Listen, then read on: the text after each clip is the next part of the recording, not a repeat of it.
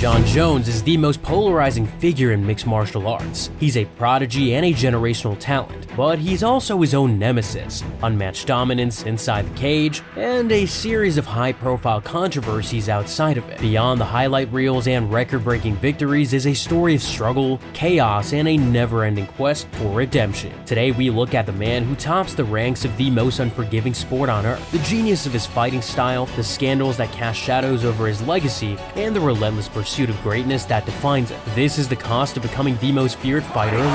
And it is all over!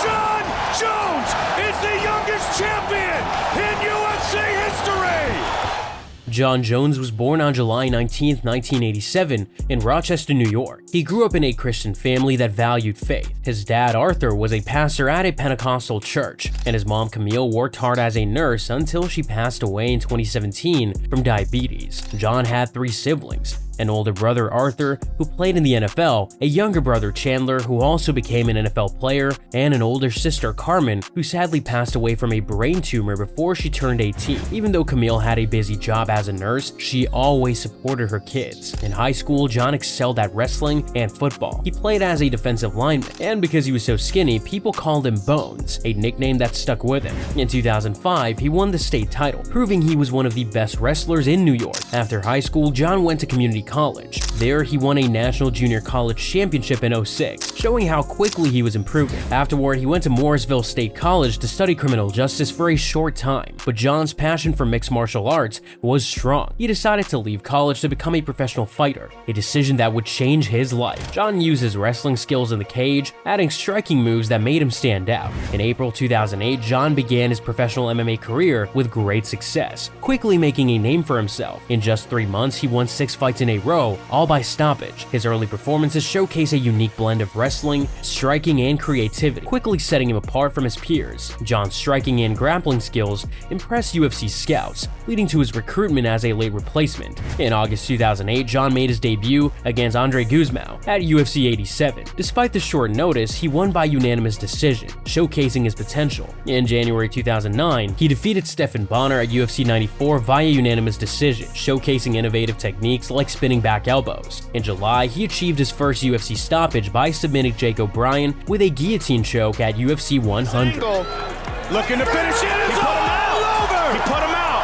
Wow. Jon Jones.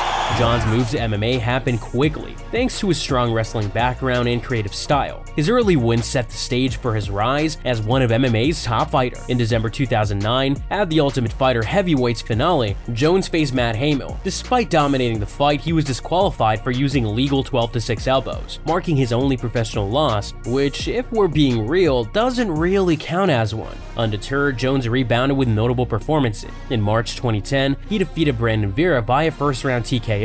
In August, he secured another first-round TKO win over Vladimir Matyushenko. Jones's performances earned him a fight against Ryan Bader in February 2011 at UFC 126, where he won via submission, proving to be a top contender. By March 2011, at just 23 years old, Jones defeated Mauricio Shogun Rua via TKO in the 3rd round to become the youngest champion in UFC history. To the body. And it is all over. Jon Jones is the youngest champion in UFC history. As the light heavyweight champion, Jones defended his title against several top contenders. In September at UFC 135, Jones defended his title against former champion Rampage Jackson. He showcased superior striking and grappling, culminating in a 4th-round submission via rear naked choke. At UFC 140 in December, Jones faced the former champion Lyoto Machida, who was notoriously known for being hard to hit. After a tough first round, Jones changed his strategy, got close to Lyoto, and secured a standing guillotine choke in the 2nd round, rendering Machida unconscious and retaining his title in one of the most badass moments of his iconic career. It is all over! It is all over! Wow! In April 2012 at UFC 145, Bones fought his former teammate and ex-champion Rashad Evans. Utilizing his reach and diverse striking, Jon earned a unanimous decision victory. Now, as you can tell, everything was going well for Jon inside the cage. Outside of it, however, it was a very different story. In May, he was arrested for driving under the influence after crashing his Bentley into a pole. He ended up with a $1,000 fine, had to install breathalyzer devices in his cars, and lost his license for 6 months. Facing former champion Vitor Bellator Belfort. At UFC 152 in September, Jones overcame an early armbar attempt to secure a fourth-round submission via Americana, demonstrating resilience and adaptability. At UFC 159 in April 2013, Jones defended his title against Chael Sonnen. He dominated, achieving a first-round TKO. Not only that, Jones suffered a toe injury during the fight, but managed to finish it before addressing the injury, because that's how tough the man is. Jon was about to face his first real challenge inside the octagon. However, in September at UFC 165, Jones faced Alexander Gustafsson in one of the greatest fights in UFC history. Gustafsson used his comparable height and reach effectively, even securing the first ever takedown of Jones in his career. Jon, known for his wrestling, found himself in a striking battle as both fighters exchanged blows throughout 5 rounds. After 5 grueling rounds, the fight concluded with a unanimous decision in favor of Jones. But the decision was met with debate. Many people believe Gustafsson had done enough to win, citing his effective striking and the takedown against the champ. The close nature of the fight sparked debates about the scoring criteria and judges' interpretation. Nonetheless, Jones retained his title, showcasing his heart. He didn't know he would meet Gustafsson again inside the cage, but he had to make a few very important stops along the way before that. At UFC 172 in April 2014, Jones defended his title against Glover Teixeira. He utilized his reach and clinch work to control the fight, earning a unanimous decision victory. After defeating Glover Teixeira, Jon Jones entered into one of the most epic rivalries in MMA history with his nemesis, Daniel Cormier. Well, if we're being technical about it, the feud actually started in 2010 with a backstage encounter at UFC 121. However, in 2014, Cormier moved into the light heavyweight division, aiming for Jones' title. In an interview building up to their fight, Jones infamously told Cormier, "I would literally kill you." Yeah, let's try it. Highlighting the deep animosity between the two. During a press event that August, a stare-down led to a brawl, resulting in fines and community service. Around this time, Jon faced criticism for his frequent use of extended fingers, leading to many eye pokes during fights. In response to the backlash, he posted a video on Instagram in April 2014, mocking fans by simulating crying and sarcastically saying, "Jones put his finger in his eye, dirtiest fighter in MMA."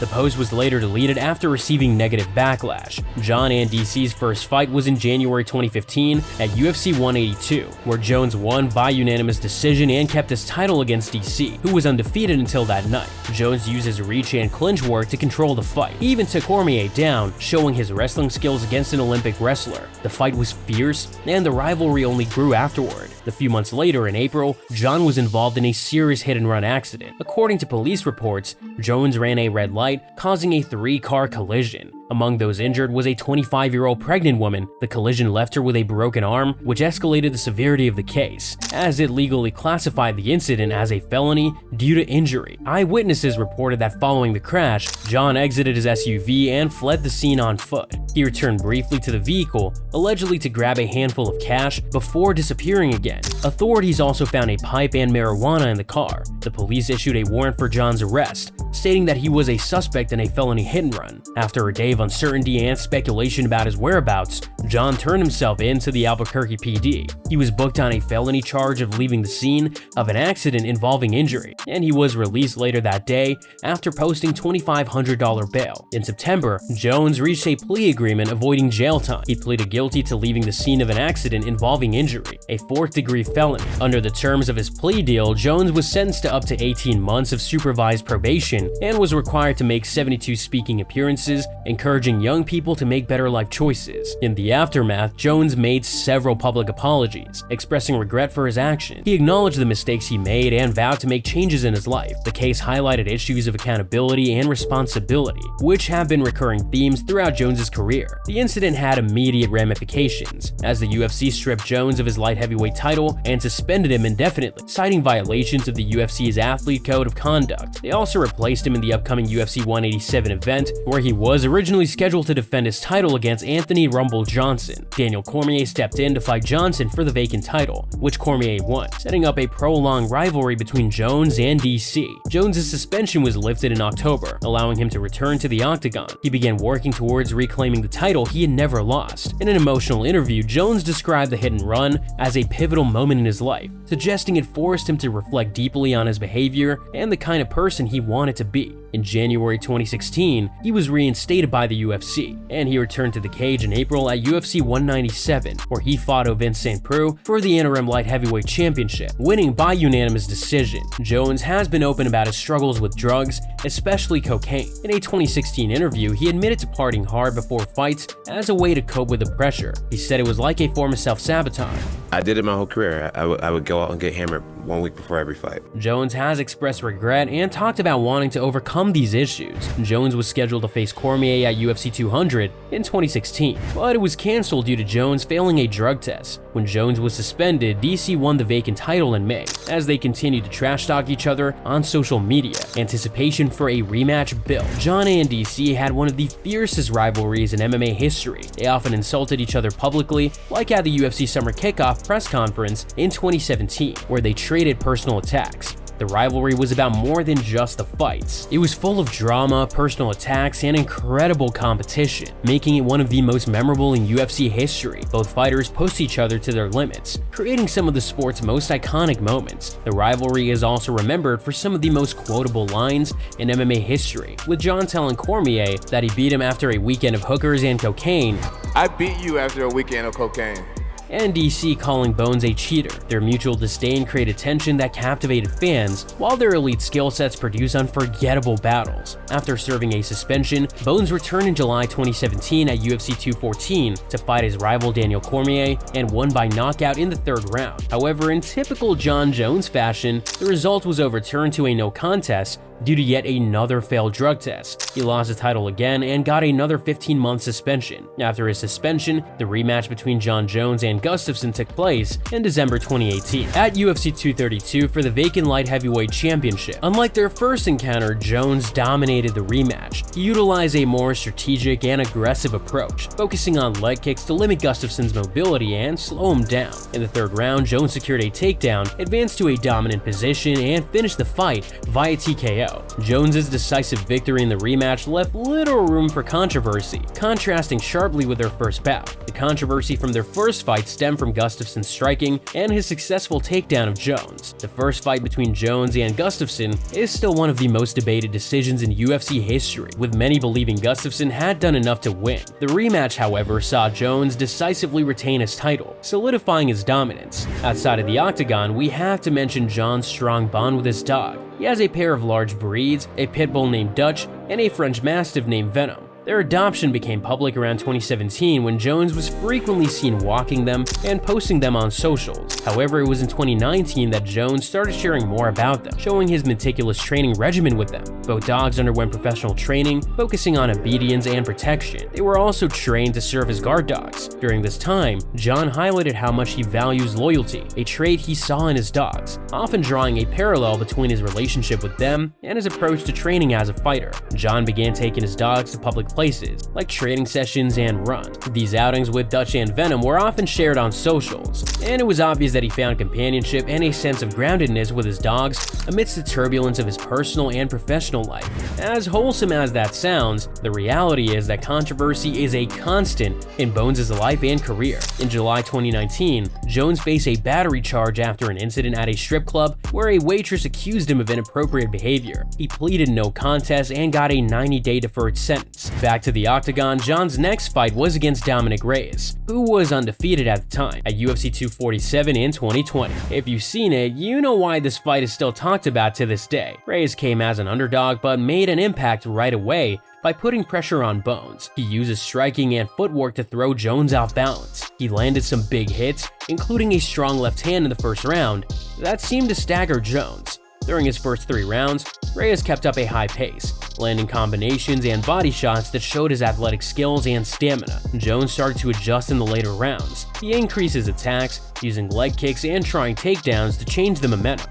Although Reyes defended well, Jones's pressure and control in the final rounds were clear. The fight ended with a unanimous decision win for the champion, but the decision caused a ton of controversy. Many people thought Reyes did enough to win, especially because of his strong early rounds. A lot of people thought Reyes won the first 3 because of his effective striking and control. While Jones did well in the later rounds, many felt it wasn't enough to make up for Reyes' early lead. Many fighters, fans, and analysts disagreed with the decision after the fight, including Dana White himself, who said, I had Dominic Reyes 3-1 going into the last round. A poll by MMA Decisions also showed that most media members scored the fight for Reyes. The controversial decision led to calls for changes in MMA judging. Even though Reyes lost, his performance boosted his reputation against one of the sport's greatest fighters. Jones also acknowledged how tough the fight was, saying he landed some hard hits. I had to dig deep. In typical Jon Jones fashion, controversy also followed him outside the cage. A month after fighting Dominic Reyes, in March 2020, Jones was arrested for aggravated DWI, negligent use of a firearm, and other charges. The police found him with an open bottle of alcohol and a gun. He pleaded guilty to the DWI charge and got 4 days of house arrest, probation, and community service. Back to his professional life, after many successful title defenses, Jones wanted a new challenge and decided to move up to the heavyweight division. In August 2020, he relinquished his light heavyweight title to focus on his new goal. He said he needed bigger challenges and wanted to bring back his passion for the sport. Moving to the heavyweight division meant Jones had to make big changes to his body. He worked hard on a training plan that focused on building muscle and strength. He ate more calories and did lots of weight training, eventually reaching around 250 pounds so he could compete with the big boys. John's transition from light heavyweight to heavyweight was a long process though, and in the meantime, more trouble arrived. In September 2021, just hours after being inducted into the UFC Hall of Fame, Jon was arrested in Las Vegas for domestic violence against his fiancée and damaging a vehicle. He later pleaded no contest to damaging property and had to pay restitution and attend anger management counseling. After the domestic violence arrest, Jones shared a personal and very telling tweet, where he wrote, "My life wasn't always great.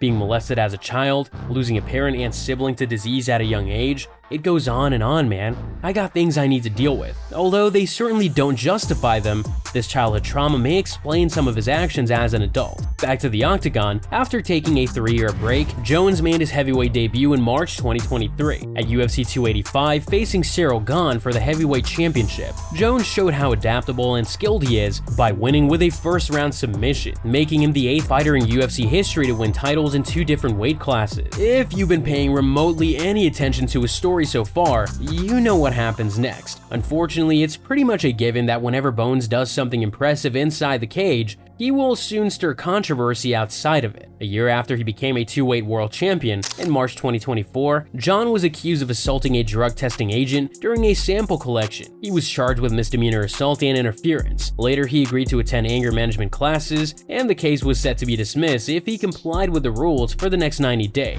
Back to cage action, in November at UFC 309, Jones defended his heavyweight title against former champion Stipe Miocic. In the 3rd round, Jones delivered a decisive spinning back kick to Stipe's liver, causing him to collapse. This win solidified his legacy even further. Jon Jones's move from the light heavyweight to the heavyweight division is a big part of his legacy. This change showed his versatility and ambition, and made him stand out compared to other all-time greats like Khabib Nurmagomedov, who, despite his dominance, only competed in 1 weight class. Bones is known for his skill and versatility. He mixes different styles and uses his high fight IQ to adapt against various opponents. Jones fights using a mix of wrestling, Muay Thai, and unusual strikes. He's skilled at takedowns and controlling opponents on the ground, often using Greco-Roman techniques like lateral drops and trips. Jones uses a wide variety of strikes, including elbows, knees, kicks, and spinning back elbows. His oblique kick, aimed at the opponent's knee, is well known and sometimes controversial. At 6'4" with an 84.5-inch reach, Jones uses his height and reach to keep opponents away and control the fight. Bones' fighting IQ allows him to read opponents, adapt his strategy, and exploit their weaknesses. For example, against DC, Jones used clinch work and striking to counter Cormier's wrestling skills. He studies his opponents closely, finding their patterns and habits. This helps him to predict and counter their moves effectively. Jones adapted during his fight against Gustafsson at UFC 165, increasing his attacks and using spinning elbows to turn the fight in his favor. His fighting style combines various martial arts with his high fight IQ, allowing him to execute with precision. He practices unusual strikes like spinning elbows, oblique kicks, and spinning back fists, which have become signature moves in his fights. This focus on unorthodox techniques allows him to exploit angles and distances that most fighters cannot. Jones refers to his approach to cardio and endurance as weaponizing his conditioning. He trains with top athletes from other sports, such as Olympic wrestler Gable Steveson and jiu-jitsu champion Gordon Ryan, to enhance his skills. Jon has raked in quite a bit of cash during his career. As of 2024, his net worth is about $3 million. Most of that money comes from his fights, and over his career, Jones has pocketed around $14.3 million just from fight purses. His biggest payday was a whopping $3 million after beating Cyril Gane at UFC 285, but it doesn't stop there. Jones also pulls in money from endorsement deals. He was actually the first MMA fighter to land a global sponsorship with Nike. Pretty cool, right? That just goes to show how marketable he is. Not many fighters can say they've got a swoosh backing them up. Now, if you're wondering how Jon spends all that money, let me tell you, it's quite the lifestyle. He has a gorgeous home in Albuquerque, New Mexico, close to the famous Jackson Wink Academy where he trains. Oh, and let's not forget his impressive collection of expensive cars. The man loves luxury. Jon's collection includes a 2012 Bentley Continental GT worth about $190,000, which he bought after becoming the youngest UFC champion. Overall, his car collection is valued at around $313,000. Pretty impressive, right? Jones is into motorcycles too. In fact, he offered a motorcycle to Leon Edwards after Edwards' win against Colby Covington at UFC 296 as a gift. Jones isn't just about the flashy lifestyle though, and he believes in giving back. He's been involved in community outreach programs and has supported underprivileged kids. Jon has many interests outside of fighting. He loves off-roading and in 2020 shared a video of himself riding an off-road scooter, saying, "I've definitely found a new hobby." He's also into firearms and shooting. He's visited shooting ranges and shared his thoughts about gun laws, showing interest in shooting sports. Jones also spends time with his family, often attending events with his daughters and fiancé. Who is she? Jon has been in a long-term relationship with Jessie Moses, his high school sweetheart. The couple has 3 daughters, Leah, Carmen, named in honor of Jon's late sister who died of a brain tumor at 18, and Olivia. Like every other couple, Jon and Jessie have had their ups and downs in their relationship, including a publicized separation in early 2022. However, they reconciled and Jessie accompanied Jon into the cage after his victory at UFC 285. Even with his personal and legal problems, the fact is that Jon Jones's achievements in the cage are remarkable. He holds many UFC records, including most title defenses, wins, and longest win streak in the light heavyweight division. His ability to overcome challenges and stay on top in the sport shows how complex but remarkable his legacy in mixed martial arts is. His move to heavyweight highlights his versatility and willingness to take on new challenges. The transition was not easy, but his preparation paid off when he won the heavyweight title, further solidifying his legacy as one of, if not the greatest mixed martial artist to ever live. Speaking of phenomenal mixed martial artists who are passionate about guns and shooting ranges, check out this video we did on the life and career of the Bullet Valentina Shevchenko. We'll see you there!